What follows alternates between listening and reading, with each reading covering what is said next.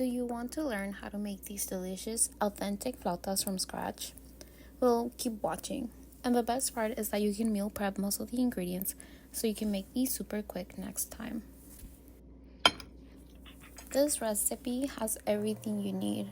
I will be teaching you how to make the flautas, the best queso fresco from scratch. This one is so easy. A salsa that pairs perfectly, the shredded beef, and how to fry your flautas perfectly. We first start with the longest and the easiest step, making the shredded beef for the flautas. I use chuck roast and I cut it into smaller pieces so it cooks a bit faster. I add about 2 teaspoons of salt and some peppercorns to the water for a bit of extra flavor. Once it's boiling, I remove as much of the foam as possible. I let her do her thing for about 4 hours and adding more water occasionally. You will have to add a lot of water, like it goes away so quickly. Here I have some goat milk from Trader Joe's, but you can use regular milk also. I prepared some white vinegar. I am using 2.6 tablespoons since I have a quart of milk. But if you're using a gallon of milk, you'll need to use 2/3 of a cup of vinegar. I also have a bowl with a cheesecloth, or in my case, a nut milk bag. Both work well. I place my milk in a pot on medium heat. And I'm constantly checking the temperature and mixing so it doesn't burn. It is very important not to walk away in this step. Once my milk reaches 185 degrees to 190 degrees Fahrenheit, I will take it off the heat and add the vinegar in 2 parts, mixing after each part.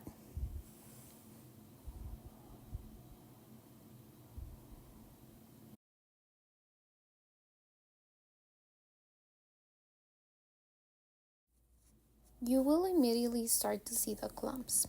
It is pretty cool, honestly, and around this time, you should feel like a master cheesemaker. I don't know why I put the pot on and off the stove, but don't do that. It needs to be off the heat. Once I mix the vinegar, I let it rest for 20 minutes. After 20 minutes, this is how it looks like. Queso fresco is not the hardest to make, so as long as you have some clumps in this step, I think you should be fine. Now, I poured everything into my milk bag. I usually put a colander under my milk bag and to let it drain better. I don't know why I didn't do it this time, but it's not always necessary, as you can see. I let it drain and rest for 10 minutes.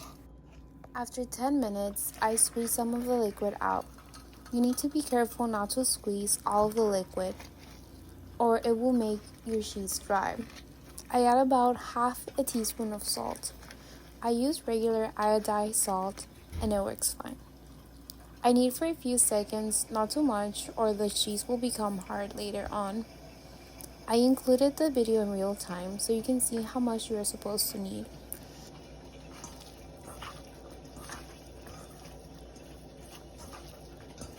It really doesn't take too much, so be very careful of over kneading it. And if you do, it's okay. It will still taste great, and you can always try next time. I put my cheese in a jar, but you can use any container you like, although I do prefer an airtight container.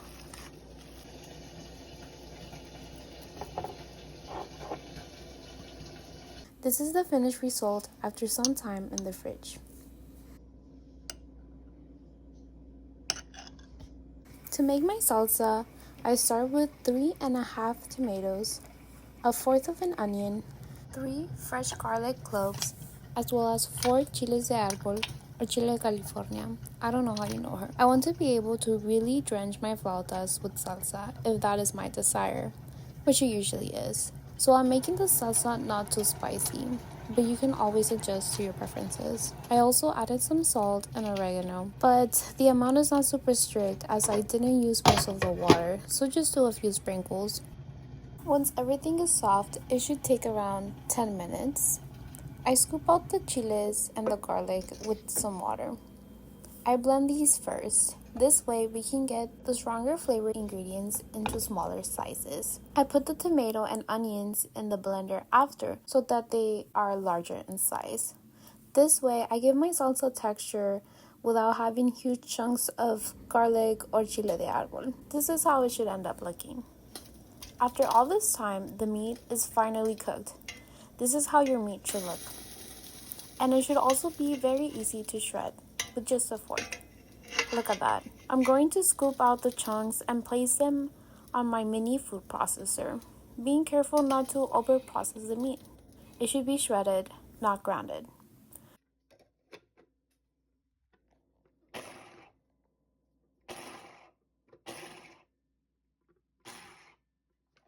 Something like this. I'll put the meat in some freezer bags, and this way I'll have the meat ready to go for weeks. To make these beautiful flautas, I start with my favorite Guerrero tortillas. I'm not sponsored, but these have been my go-to in the US for years. If you fold cold tortillas, they will break, so I'm microwaving 5 to 10 tortillas at a time in a paper towel in 30-second increments and flipping them each time. With my now warm tortillas, I will put my shredded beef and roll it up. Then put a wooden toothpick to hold it in place, like this. Get enough done and then drop them in your fryer at 350 degrees Fahrenheit for 1 minute 30 to 2 minutes. Ta-da! We have the perfect golden flautas. I added shredded lettuce, onion wedges, and avocado to make mine, as well as some of my queso fresco and salsa that we just made together. I hope you can try to make this recipe because it's so worth it. I hope you enjoyed the video. I unfortunately don't have any video of me trying these. I was just so hungry, I immediately devoured them. Anyway, thanks for watching, and if you want to see more content by me, subscribe. Bye!